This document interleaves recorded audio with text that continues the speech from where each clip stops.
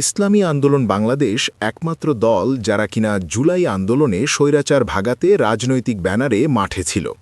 এটা জুলাই যোদ্ধারা এবং এনসিপির অনেক নেতারাও অকপটে স্বীকার করে। এরপর ইসলামী আন্দোলন বাংলাদেশের আমির পীর সাহেব চরমনাই হুজুর ভেবে দেখলেন যে এবার ইসলামকে ক্ষমতায় নেওয়া দরকার।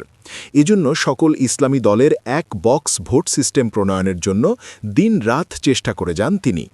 সবার সাড়াও পাওয়া যায়।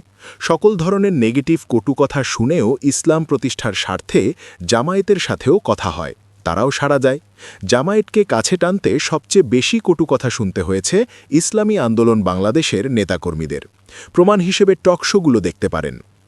বিরোধ যেভাবে জন্মালো, কোনো ধরনের বৈঠক ছাড়াই জামায়াত মিডিয়াতে প্রচার করতে লাগল তারা শরিকদের জন্য 200 আসন ছাড়বে।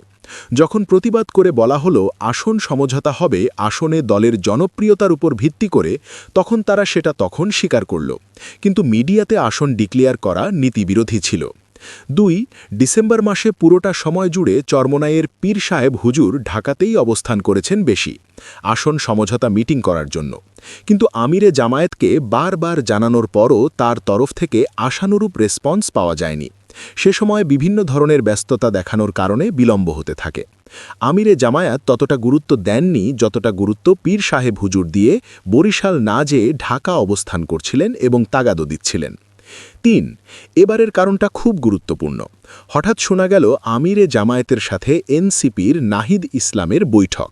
জামায়াত নাকি এনসিপির চাহিদা মোতাবেক 30টি আসন দিতে সম্মতি দিয়েছেন, অথচ অন্যান্য সমঝোতা ইচ্ছুক দল সেটা জানেই না। আসন সমঝোতা হবে সব দলের সাথে পরামর্শ করে, কিন্তু তা না করেই জামায়াত এনসিপিকে 30টি আসন দিতে রাজি হল। সাথে যুক্ত হল এবি পার্টি, এলডিপি। অথচ পীর সাহেব হুজুরের তাগাদাকে কোনো গুরুত্ব দেননি বিভিন্ন অজুহাত দেখিয়ে। অথচ গোপনে এনসিপির সাথে ঠিকই বৈঠক করার সময় হল। এটা চরম বিশৃঙ্খলামূলক কাজ। যদিও এনসিপি বা অন্যান্য দল সমঝোতায় আসা খারাপ কিছু না, দেশপ্রেমী দল হিসেবে থাকতেই পারে, এটা খুশির খবরই। কিন্তু জামায়াত অন্যান্য সমঝোতা সম দলের সাথে আলোচনা না করেই নিজেরাই মোড়লগিরি করল, যেটা ঠিক হয়নি। এরপর যখন আসন বন্টন প্রক্রিয়া শুরু হবে ভাব, তখন শোনা যায় যে জামাতের অমুক প্রার্থী এনসিপির অমুক প্রার্থীর জন্য আসন ছেড়ে দিয়েছে, অমুক প্রার্থী তমুক প্রার্থীর জন্য আসন ছেড়ে দিয়েছে। অথচ তখনও আনুষ্ঠানিকভাবে আসন বন্টন প্রক্রিয়া শুরু হয়নি। এটা চরম বড় ধরনের নীতিবিরোধী কাজ। অথচ বরিশাল 5 আসনে মুফতি ফয়জুল করিম সাহেবের আসনেও জামায়াত প্রার্থী আসন দাবি করে। যদিও অনেক সমালোচনার পর এড়াতে আসন ছাড় দেয়, তবে আগে থেকেই সেটা করা উচিত ছিল যদি মন থেকে সমঝোতা চাইত।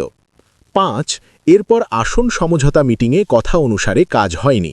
কথা ছিল যার যে আসনে জনপ্রিয়তা বেশি সে আসন পাবে, অথচ তারা আগে থেকেই আসন বন্টন করে রেখেছে। এর ফলে কি সমস্যা হলো জানেন? শুনেন, এর ফলে ইসলামী আন্দোলন বাংলাদেশ যে আসনে শক্ত অবস্থানে আছে তা দেখা গেল অন্য দল অলরেডি তাদের নিজেদের মধ্যে গোপন দর কষাকষির মাধ্যমে নিয়ে রেখেছে। উদাহরণস্বরূপ নারায়ণগঞ্জ 4 আসন। এটা ইসলামী আন্দোলন বাংলাদেশের জন্য যথেষ্ট শক্তিশালী একটা আসন। এই আসনে তাদের গ্রহণযোগ্যতা বেশি আলহামদুলিল্লাহ, কিন্তু তা আগেই জামায়াত এনসিপিকে দিয়ে রেখেছে, যা মারাত্মক নীতিবিরোধী। এমন দেখা গেছে যেসব আসনে ইসলামী আন্দোলন বাংলাদেশ শক্ত অবস্থানে আছে সেসব আসনে আগেই তারা নিয়ে রেখেছে অবৈধ গোপন সমঝোতা করে। এবার আসেন সম্প্রতি ঘটনাটা নিয়ে। তারা সমঝোতা করতে চেয়েছিল ইসলাম কায়েমের জন্য, শরিয়া আইন বাস্তবায়নের জন্য।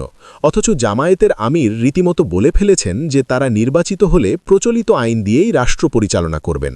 অথচ বলা যেত শরিয়া আইন ভীতিকর কিছু না, এটা দিয়ে সাম্য, মানবিক মৌলবোধ, সামাজিক ন্যায় বিচার প্রতিষ্ঠিত হবে, যেটা ইবনে শাইখুল হাদিস আল্লামা মামুনুল হক হাফিজাহুল্লাহ বিভিন্ন টকশোতে সুন্দরভাবে বুঝিয়েছেন। শায়েখে চরমনাই আল্লামা ফয়জুল করিম হাফিজাহুল্লাহ বিভিন্ন টকশোতে বলেছেন। সেটা না করে জামায়াত প্রচলিত আইন দিয়েই দেশ পরিচালনা করবে জানিয়ে দিল। সেটা আবার জামায়াতের দায়িত্বশীলও মিডিয়াতে স্বীকার করেছে। এটা কোনো ইসলামী দলের নীতি হতে পারে না। পরিশেষে বলা যায়, সবকিছু বিবেচনা করেই পীর সাহেব চরমনাই দেশের বড় বড় আলেমদের সাথে পরামর্শ করেই দলের সিদ্ধান্ত জানিয়েছেন। তারা না খেলাফত মজলিস, বাংলাদেশ খেলাফত মজলিস, খেলাফত আন্দোলনও একই বিড়ম্বনায় পড়েছেন। তাদের জন্য শুভকামনা রইল। ইসলামী আন্দোলন বাংলাদেশ ইবাদত হিসেবে রাজনীতি করে, ক্ষমতার জন্য না। যদি আসন নাও পায়, আদর্শ বা নীতির বাইরে যেতে পারবে না, গেলে নেকির বদলে গুনাহ হবে।